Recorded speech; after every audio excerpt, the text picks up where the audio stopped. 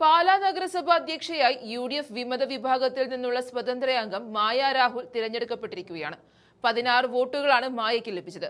UDF സ്ഥാനാർത്ഥി റിയ ചീരാംകുഴിയെ പരാജയപ്പെടുത്തിയാണ് മായ രാഹുൽ നഗരസഭയുടെ അധ്യക്ഷ സ്ഥാനത്തെത്തിയത്. വിമത കോൺഗ്രസ് അംഗങ്ങളുടെ പിന്തുണ ഉറപ്പാക്കാൻ സാധിച്ചതോടെ അട്ടിമറി പൂർണ്ണ വിമത കോൺഗ്രസ് അംഗങ്ങളുടെ പിന്തുണ ഉറപ്പിക്കാൻ സാധിച്ചതോടെയാണ് അട്ടിമറി പൂർണ്ണമായത്. 5 വിമത കോൺഗ്രസ് അംഗങ്ങളിൽ 4 പേരും മുഖ്യ പ്രതിപക്ഷമായ ഇടതുപക്ഷത്തെ 12 അംഗങ്ങളും മായ രാഹുലിനെ പിന്തുണയ്ക്കുകയായിരുന്നു. നിലവിൽ 9 കൗൺസിലർമാരാണ് UDFനൊപ്പമുള്ളത്. ഇതിൽ 3 പേർ സ്വതന്ത്രരായി വിജയിച്ച പുളിക്കക്കണ്ടം കുടുംബാംഗങ്ങളാണ്. ഇവരുമായി ചർച്ച നടത്തിയാണ് റിയ ബിനോയിയെ ചെയർപേഴ്സൺ സ്ഥാനാർത്ഥിയായി UDF തീരുമാനിച്ചത്. എന്നാൽ വിമത നീക്കം അവരുടെ തന്ത്രങ്ങളെ കടത്തിവെട്ടുകയായിരുന്നു. നേരത്തെ അവിശ്വാസ പ്രമേയം പാസായതോടെ പാലായുടെ ഭരണസാരഥ്യത്തിൽ നിന്നും ദിയ ബിനു പുറത്തുപോയി.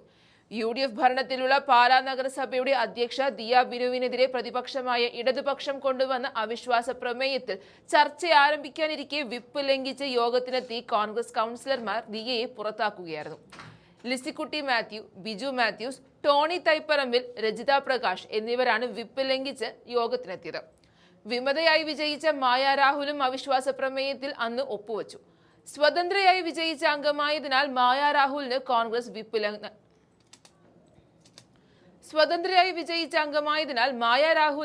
കോൺഗ്രസ് വിപ്പ് നൽകിയിരുന്നില്ല. ഇതിനു പുറമെ കേരള കോൺഗ്രസിന്റെ 3 അംഗങ്ങളായ സോണിയ ചിറ്റേട്ട്, ബിജു വരിക്കാനി, സിജി ടോണി എന്നിവർ വിപ്പ് മാനിച്ച് യോഗത്തിൽ ഹാജരായിരുന്നില്ല. മാണി സി കാപ്പന്റെ പാർട്ടിയായ KDPയിലെ പ്രിൻസി സണ്ണിയും ഹാജരായിരുന്നിട്ടില്ല. എന്നിട്ടും അനിവാര്യമായിരുന്ന വിധി ദിയ ബിനുവിനെ പുറത്തെത്തിച്ചു. നഗരസഭാ അധ്യക്ഷ ദിയ ബിനു ഉൾപ്പെടുന്ന സ്വതന്ത്ര കൂട്ടായ്മയോട് കോൺഗ്രസ് കൗൺസിലർമാരും സ്വതന്ത്ര അംഗമായ ഉപാധ്യക്ഷ മായ രാഹുലും ഇടഞ്ഞതോടെയാണ് പാലാ നഗരസഭയിൽ ഭരണപക്ഷത്ത് വിള്ളലുണ്ടായത്. ഈ രാഷ്ട്രീയ സാഹചര്യം തങ്ങൾക്ക് അനുകൂലമാകാനുള്ള നീക്കങ്ങളുടെ ഭാഗമായാണ് ഇടതുപക്ഷം അവിശ്വാസ പ്രമേയം കൊണ്ടുവന്നത്. പാലാ നഗരസഭയിൽ 26 അംഗങ്ങളാണുള്ളത്. LDFന് 12 അംഗങ്ങളുണ്ട്. UDFന് 14 അംഗങ്ങളുടെ പിന്തുണയുണ്ടായിരുന്നു. കോൺഗ്രസ് 6, കേരള കോൺഗ്രസ് 3, സ്വതന്ത്ര മുന്നണി 3, KDP 1 എന്നിങ്ങനെയാണ് കക്ഷിനില.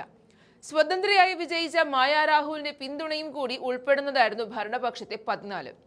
UDF ക്യാമ്പിലേക്കുള്ള ജോസ് കെ മാണിയുടെ യാത്രയാണ് പാലായിൽ നിന്നും തുടങ്ങിയിരിക്കുന്നത് എന്ന റിപ്പോർട്ടുകൾ വന്നുവെങ്കിലും പിന്നീട് അതിന്മേൽ ചർച്ചകളൊന്നും നടന്നില്ല. നിലവിൽ സംസ്ഥാനത്ത് വമ്പൻ പരാജയമായി മാറി നിൽക്കുന്ന ജോസ് കെ മാണിക്കും പാർട്ടിക്കും കിട്ടിയിരിക്കുന്ന ലോട്ടറിയാണ് പാലാ നഗരസഭ പ്രതിസന്ധി. CPMന് 2 അംഗങ്ങൾ പാലായിലുണ്ട്. അവർ ഈ നീക്കത്തിനെ എതിർക്കുമ്പോഴും പിന്നോട്ടില്ലെന്നും പാലാ നഗരസഭയിൽ UDFനൊപ്പം നിൽക്കണമെന്നാണ് ജോസ് കെ മാണിയുടെ മാണി ഗ്രൂപ്പ് കൗൺസിലർമാർ പറഞ്ഞത്. പാലായിൽ കോൺഗ്രസ് കൗൺസിലർമാർ തന്നെയാണ് UDFന് പാരയായി മാറിയത്. അവസരം മുതലെടുത്ത് ഭരിക്കാമെന്ന ചിന്തയിൽ ചില കളികൾക്ക് CPM പാലായിൽ ഇറങ്ങിയെങ്കിലും മാണി ഗ്രൂപ്പിന്റെ നിലപാടാണ് പാരയായത്. 2020-ൽ UDF കോട്ടയായിരുന്ന പാലാ കേരള കോൺഗ്രസ് മാണി വിഭാഗത്തിന്റെ കൂട്ടോടെ LDF പിടിച്ചെടുത്തിരുന്നു. ചരിത്രത്തിൽ ആദ്യമായിട്ടായിരുന്നു LDF പാലായിൽ ഭരണത്തിലേറിയത്.